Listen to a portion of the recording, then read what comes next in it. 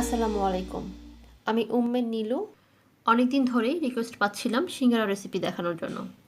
আর আজকের এই রেসিপিটি আমি একেবারে নতুনদের জন্য সাজিয়েছি, যারা কখনো কোনোদিন সিঙ্গারা তৈরি করেন নাই। কিছু স্টেপ ফলো করলে একেবারেই বাইরের কেনা সিঙ্গারার মতো টেক্সচার, গন্ধ এবং স্বাদযুক্ত সিঙ্গারা ঘরেই তৈরি করে নেওয়া যায়। আর সেই স্টেপগুলোই আজকের এই ভিডিওতে তুলে ধরেছি।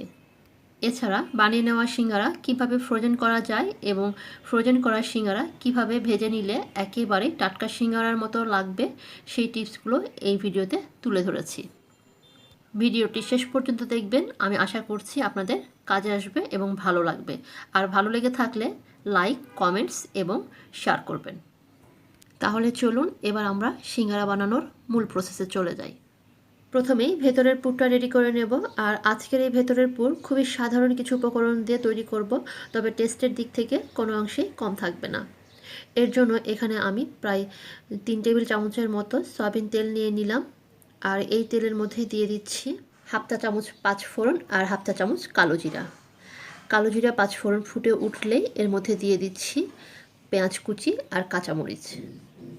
আজকের এই পুর যেহেতু ভেজিটেবল দিয়ে করছি, এর জন্য পেঁয়াজের পরিমাণ খুব বেশি লাগবে না। এর মধ্যে দিয়ে দিচ্ছি রঙের জন্য খুব সামান্য হলুদ গুঁড়া। আর সিঙ্গারার ক্ষেত্রে হলুদ গুঁড়াটা চেষ্টা করবেন কম দেওয়ার জন্য। আর দিয়ে দিলাম চিলি ফ্লেক্স। এটা একেবারে অপশনাল, আপনারা কেউ চাইলে শুকনো মরিচের গুঁড়াটাও ব্যবহার করতে পারেন। আর এই চিলি ফ্লেক্স আমি শুকনো মরিচ হালকা টেলে ব্লেন্ডারে হালকা ভেঙে নিয়েছি। আপনারা এভাবে ঘরেই তৈরি করতে পারেন। আর দিচ্ছি 1 চা চামচ গরম মশলা গুঁড়া। আর এই গরম মশলার গুঁড়াতে আমি কী ব্যবহার করেছি সেটি ডেসক্রিপশন বক্সে লেখা থাকবে।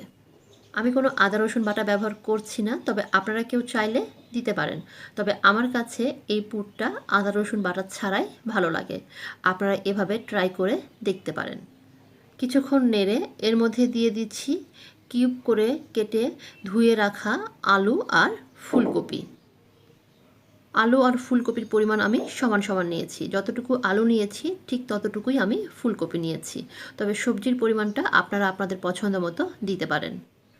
শীতের সবজি হিসাবে কেউ চাইলে মটরশুঁটি ব্যবহার করতে পারেন, সিম ব্যবহার করতে পারেন।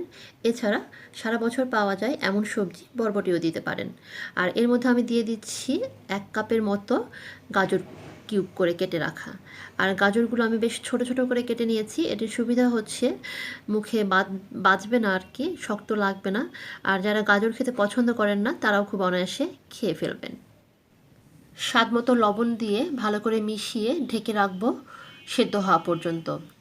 আর আমি এখানে যেহেতু কোনো পানি ব্যবহার করছি না, এর জন্য ঢেকে রাখার এই ভাপেই সব কিছু সেদ্ধ হয়ে যাবে। তবে এর মাঝে ঢাকনা খুলে কয়েকবার নেড়ে দিতে হবে যেন নিচে তলায় না লেগে যায়। আর চুলার জাল রেখেছি লো ফ্লেমে। ধৈর্য সহকারে সময় নিয়েই সেদ্ধ হওয়া পর্যন্ত নেড়ে দিতে হবে।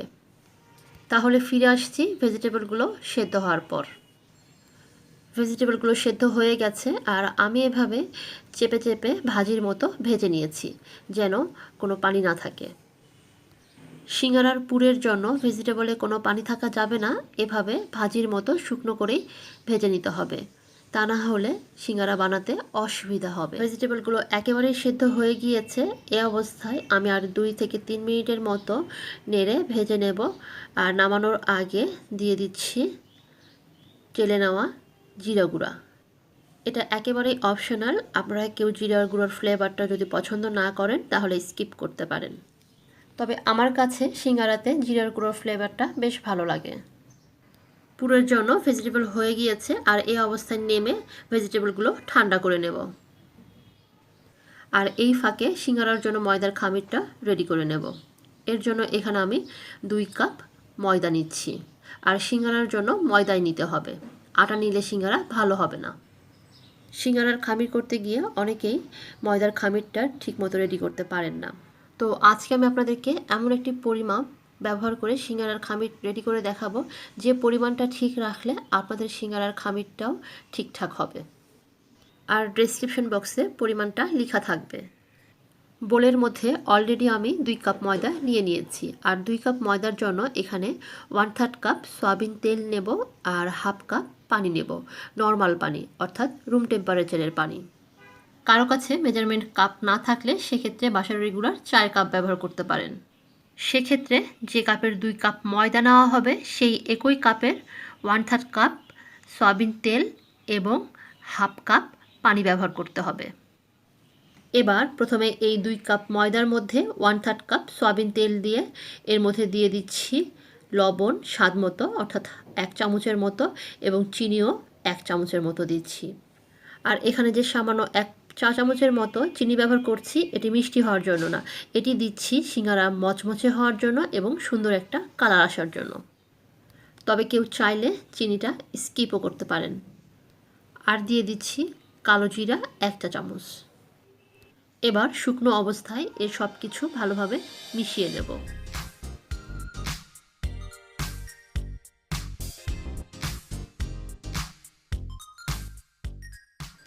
সব কিছু ভালোভাবে মেশানোর পর হাত দিয়ে এভাবে মুষ্টি করলে দলা পেকে আসবে। ঠিক সে পর্যায়ে বুঝে নিতে হবে মেশানো হয়ে গিয়েছে। এই পর্যায়ে এসে 1/2 কাপ নর্মাল পানি দিয়ে দেব। আমি যেহেতু সব কিছু মেপে দিচ্ছি এর জন্য পানিটুকু একবারেই ঢেলে দিয়ে খামির তৈরি করে নিচ্ছি। তবে কেউ যদি পরিমাণ অনুযায়ী সব কিছু ব্যবহার না করে থাকেন সেক্ষেত্রে অল্প অল্প করে পানি দিয়ে যখন দেখবেন এইরকম শক্ত একটা ডো তৈরি হয়ে এসেছে সে পর্যায়ে পানি দেওয়া স্টপ করতে হবে। সিঙ্গারার জন্য খামিরটা টাইট করে মথে নিতে হয়। এর জন্য যখন কেউ দেখবেন এইরকম শুকনো শুকনো মনে হচ্ছে তারপরও কিন্তু আর অতিরিক্ত পানি অ্যাড করার দরকার নেই। আপনারা একটু লক্ষ্য করুন আমি কিভাবে মুষ্টি পেকে হাত দিয়ে চেপে চেপে মথে নিচ্ছি। এভাবে 3-4 মিনিট ধরে মথতে থাকলে একসময় দেখবেন এরকম সুন্দর মসৃণ টাইট খামির তৈরি হয়ে গিয়েছে। আমি আশা করছি আমার দেওয়া মেজারমেন্ট এবং টেকনিক ফলো করে আপনারা খুব সহজেই এমন পারফেক্ট একটা খামির রেডি করে নিতে পারবেন। এবার এই খামিরটাকে ঢেকে 10 মিনিটের জন্য রেস্টে রাখবো। তো ফিরে আসছি 10 মিনিট পর। এরকম পারফেক্ট খামির রেডি করতে পারলে সেই খামির যে কোনো নর্মাল জায়গায় ঢেকে রেখে 5-6 ঘন্টা পর্যন্ত কাজ করতে পারবেন। সেক্ষেত্রেও খামির এইরকমই থাকবে, এর চাইতে গা লেতিয়ে আর নরম হয়ে যাবে না। সিঙ্গারার জন্য কিন্তু এরকম টাইট শক্ত খামিরই দরকার পড়ে। এর চাইতে নরম হয়ে গেলে সেই খামির দিয়ে সিঙ্গারা বানাতে বেশ কষ্ট হয়, অর্থাৎ ঠিকমতো সিঙ্গারার শেপ দেওয়া আর যাবে না। এভাবে সবগুলো ময়দা সিঙ্গারার সাইজ অনুযায়ী ভাগ করে নেব। হাতের মধ্যে কিছুটা ময়দার খামির নিয়ে এভাবে 2 হাত দিয়ে চেপে চেপে গোল করে চ্যাপ্টা করে ভাগ করে রাখলে ভালো হয়। সবগুলোই আমি এভাবে তৈরি করে নেব। আর সিঙ্গারার সাইজ অনুযায়ী আপনাদেরকে ময়দার খামিরটা ভাগ করে নিতে হবে। আমি যেহেতু আজকের সিঙ্গারাগুলো ছোট সাইজের করব এর জন্য আমি অল্প করে ময়দা হাতের মধ্যে নিয়ে গোল করে চেপে চেপে চ্যাপ্টা করে নিচ্ছি। তবে আপনারা কেউ বড় সাইজের সিঙ্গারা করতে চাইলে ময়দার পরিমাণ আরও কিছুটা বাড়িয়ে নিতে হবে। তবে যারা প্রথম সিঙ্গারা বানাতে যাচ্ছেন বা যারা সিঙ্গারা বানাতে গিয়ে বিভিন্ন সমস্যায় পড়েন তাদেরকে আমি সাজেস্ট করব ছোট ছোট সাইজের সিঙ্গারাগুলো শুরুতে ট্রাই করতে। এবার সিঙ্গারার শেপ দেওয়ার পালা। লেচিগুলো এক সাইডে ঢেকে রেখে একটি লেচি সেখান থেকে একটি বোর্ডের উপর নিয়ে আমি বেলে নিচ্ছি। লম্বা করে বেলে নিতে হবে। লম্বাটে এই রুটির মাঝখান দিয়ে কেটে 2 ভাগ করে নিতে হবে। সিঙ্গারার শেপ দেওয়ার সময় মুড়িয়ে নেওয়ার জন্য আমি পানি ব্যবহার করছি। তবে আপনারা কেউ চাইলে পানি নাও দিতে পারেন, তবে সেক্ষেত্রে খুলে যাওয়ার সম্ভাবনা থাকে। তো পানি ব্যবহার করলে সিঙ্গারাগুলো আর খুলে যাওয়ার কোনো চান্স থাকে না। মাঝখান দিয়ে আমি সাইড দিয়ে পানি লাগিয়ে আপনারা একটু লক্ষ্য করুন আমি কিভাবে সিঙ্গারাটা মুড়িয়ে শেপ দিচ্ছি। এখানে আসলে বলার কিছু নেই, দেখেই বুঝে নিতে হবে। যে অংশটা লাগিয়ে নিয়েছি সেই অংশটা হাতের এই বরাবর রাখলে শেপ দিতে সুবিধা হয়। দেখতেই পাচ্ছেন কোন আকৃতির একটা শেপ তৈরি হয়েছে। এবার এই কোণের মধ্যে পুর ভরিয়ে নিতে হবে। পুর আপনারা চেপে চেপেও ভরিয়ে নিতে পারেন অথবা আলগা করেও নিতে পারেন। চারিপাশে পানি লাগিয়ে মুখটা আটকিয়ে দিতে হবে। এক সাইড থেকে টেনে অর্ধেকটা লাগিয়ে বাকি অপোজিট খোলা সাইডটাও টেনে লাগিয়ে দিতে হবে। আঙ্গুল দিয়ে ভালো করে চেপে চেপে মুখটা আটকে দিতে হবে যেন খুলে না আসে। উল্টো সাইডে সিঙ্গারার খুব সুন্দর একটা শেপ চলে এসেছে। আমি আপনাদের সুবিধার জন্য আরও একটি সিঙ্গারা শেপ দিয়ে দেখাচ্ছি।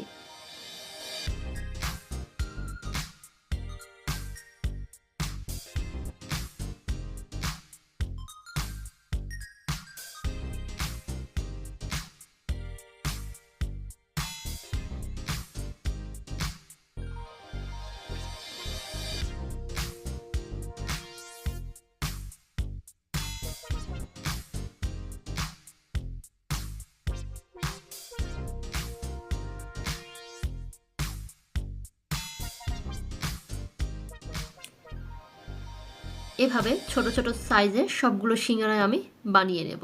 মিনি সাইজের এই সিঙ্গারাগুলো বড়রা যেমন পছন্দ করবে, ছোটরাও তেমন ভীষণ পছন্দ করে। বাচ্চাদের টিফিনে এবং বিকেলের স্ন্যাক্স হিসাবে আমি আশা করছি আপনাদের কাছে খুব ভালো লাগবে। সবগুলো সিঙ্গারা আমি তৈরি করে ফেলেছি। আপনাদের দেখানোর সুবিধার জন্য এখানে ট্রের মধ্যে যে সিঙ্গারাগুলো আছে এই সিঙ্গারাগুলো আমি নর্মাল ফ্রিজে রেখেছিলাম তৈরি করে, আর এই প্যাকেটের সিঙ্গারাগুলো আমি ফ্রোজেন করে ফেলেছি।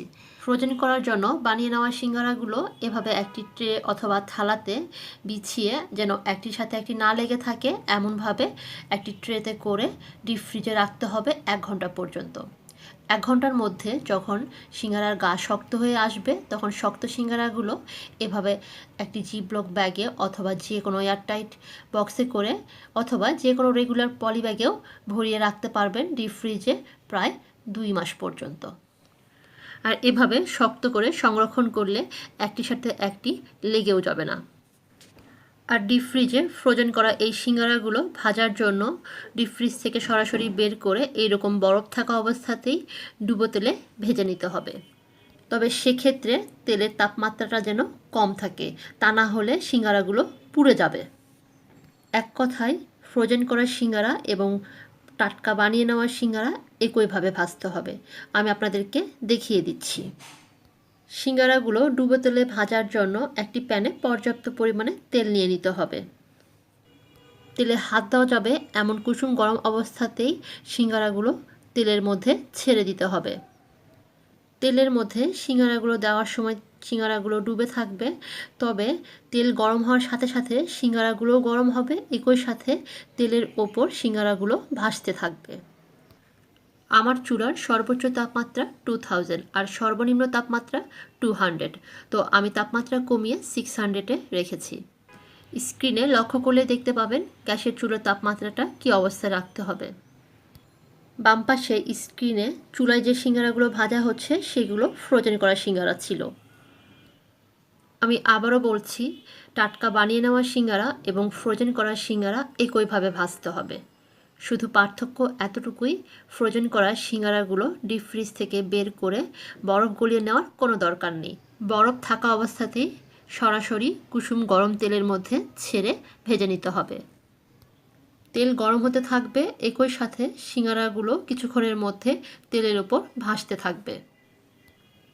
সিঙ্গারাগুলো ভাজার সময় শুরু থেকে শেষ পর্যন্ত চুলার জাল মিডিয়াম টু লোয়ের মাঝামাঝিতে রাখব। সিঙ্গারাগুলো তেলের ছাড়ার পর থেকেই নিচ থেকে নেড়ে চেড়ে দিতে হবে, তা না হলে এক সাইডে পুড়ে যাবে। এভাবে নেড়ে দিতে হবে যাতে এক সাইডে পুড়ে না যায়।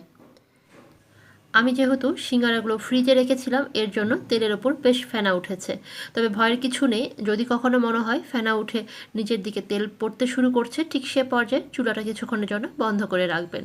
রেখে ফেনাটা কমিয়ে আসলে আবারও চুলা আস্তে করে ধরিয়ে দিবেন। তেলের মধ্যে সিঙ্গারাগুলো ভালোভাবে নেড়ে চেড়ে ডুবিয়ে ভাজতে হবে। আমি আবারও বলছি, সিঙ্গারা ভাজার সময় কোনোভাবেই তাড়াহুড়া করা যাবে না। সময় নিয়ে চুলার জাল মিডিয়াম টু লোয়ের মাঝামাঝিতে রেখে সিঙ্গারাগুলো ভেজে নিতে হবে, তাহলে ভেতর পর্যন্ত খুব ভালো মতো হবে, কাঁচা আর থাকবে না। একইভাবে সিঙ্গারাগুলো বেশ মচমচে হবে। যখন সিঙ্গারার কালারগুলো এমন হয়ে আসবে তখন চুলার জালটা বন্ধ করে দেব, আর তেলের হিটে সিঙ্গারাগুলো নাড়তে নাড়তে সুন্দর একটা কালার চলে আসবে। আমার সিঙ্গারাগুলো ভাজতে সময় লেগেছে প্রায় 15 মিনিট। সিঙ্গারাগুলো ভাজতে সময় লাগবে মোটামুটি 15 মিনিট থেকে 18 মিনিট। সেহেতু আপনাদেরকে সময় নিয়ে ধৈর্য সহকারে সিঙ্গারাগুলো ভেজে নিতে হবে। আমি আশা করছি আমার টেকনিক এবং টিপসগুলো আপনাদের ভালো লেগেছে এবং কাজে আসবে। আর ভালো লেগে থাকলে অবশ্যই একটা লাইক, কমেন্টস এবং বেশি বেশি করে শেয়ার করবেন। যেতে যেতে কয়েকটা পয়েন্ট আমি আপনাদেরকে আরও একবার বলে দিচ্ছি, আপনারা নোট করে নিতে পারেন। এরকম সুন্দর মচমচে মসৃণ সিঙ্গারা তৈরির জন্য অবশ্যই আপনাদেরকে খামিরটা ঠিকমতো রেডি করতে হবে, অর্থাৎ খামিরের তেল, পানি এবং ময়দার পরিমাপটা ঠিক রাখতে হবে। এর জন্য আপনারা আমার পরিমাণটা ফলো করতে পারেন। সেকেন্ড, মচমচে সিঙ্গারা এবং মসৃণ গায়ের জন্য অবশ্যই তেলের মধ্যে সিঙ্গারা দেওয়ার সময় তেলের তাপমাত্রাটা যেন খুব বেশি না থাকে। খুব বেশি তাপমাত্রা থাকলে সিঙ্গারাগুলো পুড়ে যাবে এবং ভেতরে কাঁচা থাকবে। চুলার জাল এমন অবস্থায় রাখতে হবে যেন সিঙ্গারাগুলো ভাজতে অনেক সময় লাগে, কমপক্ষে 12 অথবা 15 অথবা 18 মিনিট সময় লাগে। আর থার্ড টিপস হচ্ছে, যারা নতুন সিঙ্গারা তৈরি করছেন তারা অবশ্যই মিনি সাইজের সিঙ্গারাগুলোই তৈরি করবেন। এটির অনেক সুবিধা আছে, আপনারা করলেই বুঝবেন। আর শেষ যে টিপস সেটি হচ্ছে, আমি বলবো আপনারা এই সিঙ্গারাগুলো বেশি বেশি করে তৈরি করবেন এবং ফ্রোজেন করবেন, কেননা ফ্রোজেন সিঙ্গারা কিন্তু ভাজলে বেশি টেস্ট লাগে, অর্থাৎ বেশি মচমচে হয় এবং খাস্তাও বেশি হয়। আমি আশা করছি আমার সব টিপসগুলো আপনাদের ভালো লেগেছে। ভিডিওটি ভালো লাগলে অবশ্যই শেয়ার করবেন এবং কমেন্ট সেকশনে আমাকে লিখে জানাবেন আপনাদের কেমন লাগলো। সবাই অনেক ভালো থাকবেন। আবারও কথা হবে নতুন কোনো রেসিপিতে। সে পর্যন্ত আল্লাহ হাফেজ।